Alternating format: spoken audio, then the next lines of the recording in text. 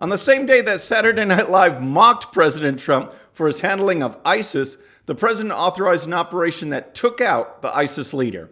Robert Francis O'Rourke explains how his take the guns policy would work, and has Alexandria Ocasio-Cortez's 15 minutes finally run out. All that and more. I'm Bobby Eberle. This is a 13-minute news hour. And God bless the United States of America.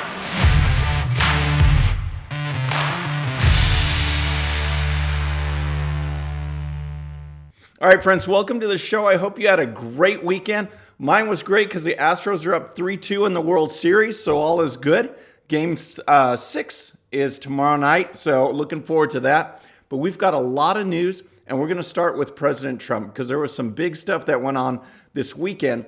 And I don't know if it's karma or what, but it's just funny, the contrast on what happened Saturday, the way Saturday Night Live portrayed it, and the way things went down with President Trump. So on Saturday Night Live, they decided to bring in Alec Baldwin and do a skit bashing President Trump. And part of the skit was to focus on ISIS. And here's how it went. Where are you from, son? New Mexico? ISIS. Yeah, I was a prisoner in Syria until last week when you freed me. So I just wanted to say thank you for bringing jobs back to ISIS. And I promise that I will make ISIS great again. Woo! And then Baldwin, as President Trump, added this part. Terrific. What a great guy. ISIS is back in a big, big way, folks. And we love that, don't we? Okay. So ISIS is back in a big, big way. The problem is that Saturday Night Live didn't get the memo that something big was going down on Saturday. And that is through intelligence gathered over a very long time and culminating in the last couple of weeks, President Trump and his team had word on where ISIS's leader, the number one terrorist that we're looking for in the world, Abu Bakr al-Baghdadi, they found where he is. President Trump authorized an operation to take him out. Saturday Night Live obviously didn't know about it. The Democrats didn't know about it either because President Trump didn't want to tell them because of leaks.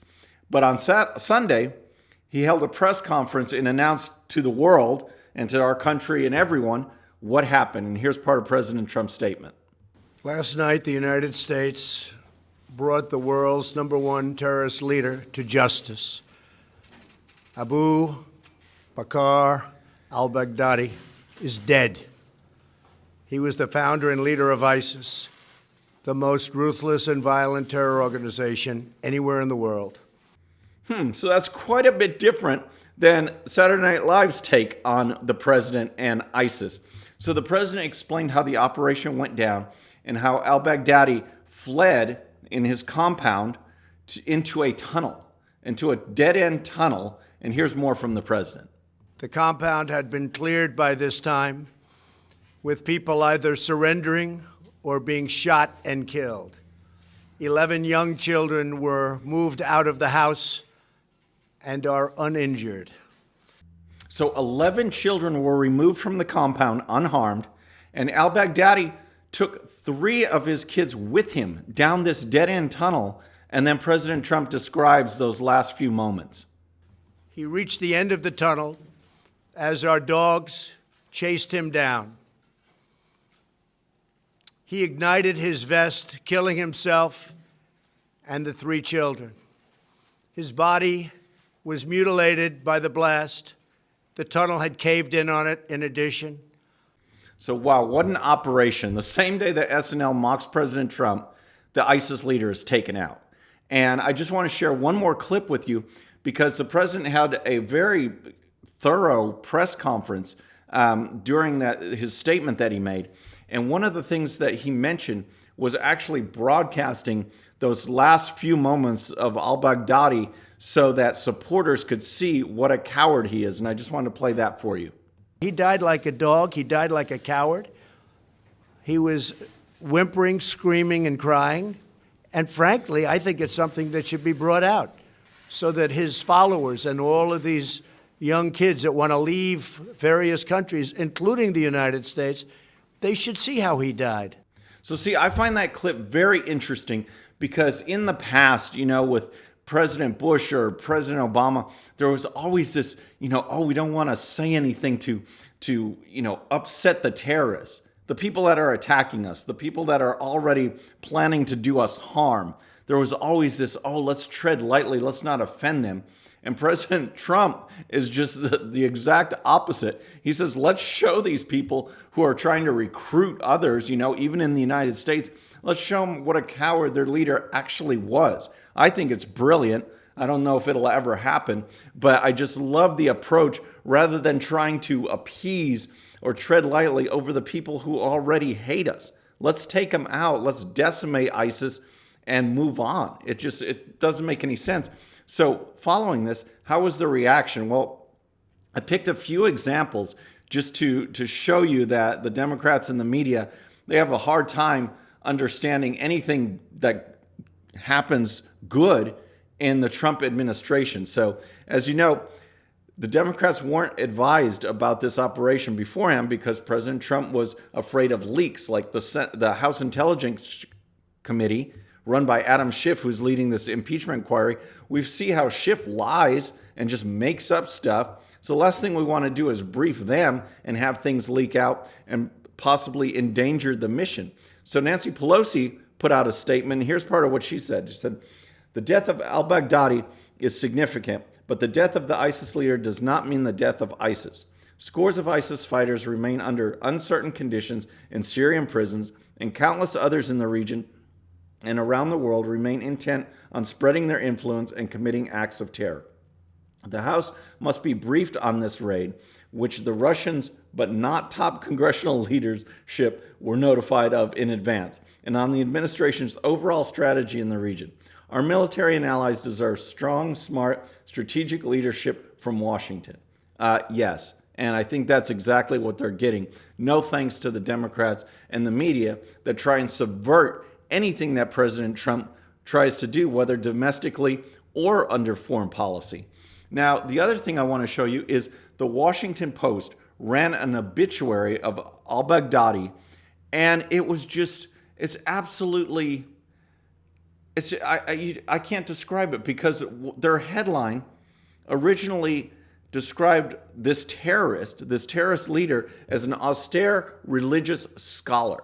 It's just nuts. Here's a report from Fox News. It says, the Washington Post published a gasp-inducing headline for The Ages Sunday describing ISIS leader Abu Bakr al-Baghdadi as an austere religious scholar. The obituary, written by the Post's national security reporter Joby Warwick, followed the confirmation of al-Baghdadi's death in a U.S. operation in Syria on Saturday night. It detailed al-Baghdadi's rise to the terrorist group's shadow leader from what the paper described as the origins as a religious scholar with wireframe glasses. What? I mean, it's just, of course this was going to get a bunch of bad reaction because what are they talking about? This was a person that has beheaded countless people, who has killed Americans, who's burned people. I mean, it's just, and that's how he was described.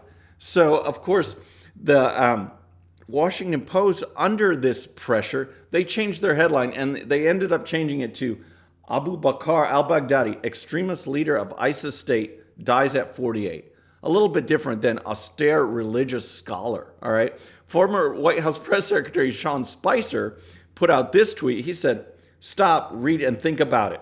Last night, a ruthless, brutal terrorist who threatened our country and is responsible for the death of American citizens was killed in a successful operation by U.S. military, and Washington Post described al-Baghdadi as an austere religious scholar.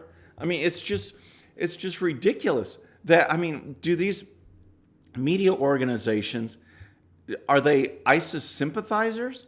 I mean, or do they just hate President Trump so much that they can't give him credit for authorizing this job and following it through and actually taking out this leader? I don't know what their motivation is, but it's just absolutely unbelievable that they could put a headline out like that. So next, I want to move to Robert Francis O'Rourke, because, you know, since these Democrat debates, when he came out and said he's going to take our AR-15s, take the AK-47s, we're just going to take them from people, you know, he's been under a lot of pressure. And because he's, you know, just sinking like a stone in the campaign, he's doubling down on this message. He thinks this is a winning message for him. And this weekend, he was giving a Q&A session. He was asked about it again, and here's part of what he said. If we're able to pass mandatory buybacks and I'm able to sign that into law, then I fully expect our fellow Americans to turn in their AR-15s and their AK-47s. So as president, he thinks that if he somehow passes some anti-Second Amendment legislation, that people are just going to hand in their guns. They're just going to say, yeah, that's cool. We're just going to hand them in. All right, well, what about the people that don't think that's such a good idea? Here's what he said. For anyone who does not and is caught in possession or seen in possession of one of these weapons of war, one of these instruments of terror, that weapon will be taken from them and they will be fined. All right, so raise your hands out there if you think that will ever happen. Do you think this will ever happen? No. And I don't know why he keeps saying it over and over again. If he thinks this sliver of constituency that actually thinks this plan is a good idea is enough to get him the nomination or enough to get him the presidency. I don't know where he's coming from, but this is not the mindset of the American people. So next, I want to talk about CNN's Chris Cuomo. He was on Bill Maher's HBO show this weekend, and they talked about a number of things. Mostly he was bashing President Trump and on and on and on, and he's way off base with the way he thinks President Trump thinks.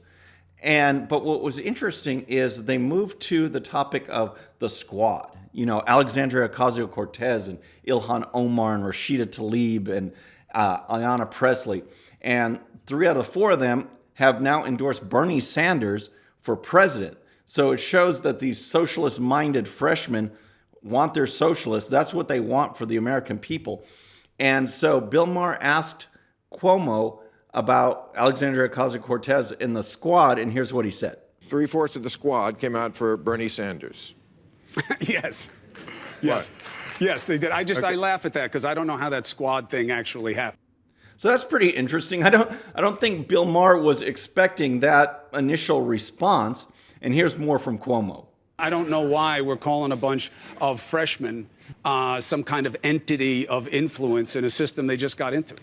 Because they do have a lot of influence. They have a lot of social media influence. Right, they have political cachet. The media loves to talk about them. But I think you have to put points on the board if you're going to earn your office. Get things done for your constituents, not just for your own profile. Wow. So who would have thought? Who would have thought that Chris Cuomo would see through the actions of Omar and Tlaib and Alexandria Ocasio-Cortez and call them out for looking up after themselves, promoting themselves on social media, and getting absolutely nothing actually done in the U.S. House of Representatives. It's just very interesting. And so finally, on some quick hits, we've got Democrat Katie Hill, who won a swing district, a crucial district in California. She's a freshman Democrat in Congress. She resigned this weekend for having relationships with basically anything that moves, man or woman, posting pictures that just were very strange. She's out. And the NCAA's Big Sky Conference announced their cross-country female athlete of the week, who's a biological male. So it just shows you that we are definitely in the end times. Folks, that's our show for today. I hope you enjoyed it. Please subscribe, and when you do, please hit that bell so you'll be notified, and we'll see you next time. I'm Bobby Eberle. This is a 13-minute news hour.